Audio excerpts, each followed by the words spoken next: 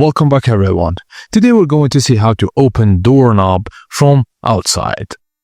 First thing first, check the neck, which is the narrow base of the knob, for a small pinhole or a slot with a tiny set screw. If there's a hole, insert a straightforward paper clip or a pin into it and press until you feel resistance. While pressing, pull the knob, it should slide off. And if there's a set screw, use the correct size Allen wrench to loosen it, then pull off the knob.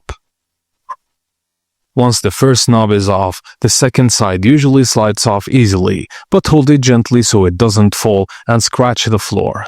Now use a flathead screwdriver to carefully pry off the decorative ring, which is the cover plate. If it twists, turn it counterclockwise by hand or with a rubber grip to loosen it. Just look closely. Many modern knobs hide the screws behind the plate. Now you should see two screws holding the mechanism to the door. Use a Phillips screwdriver to remove them.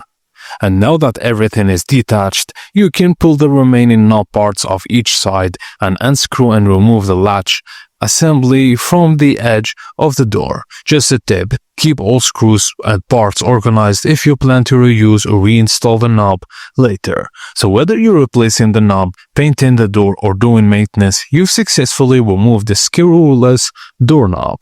And that's it guys. Thank you for watching, and please don't forget to like and subscribe for more.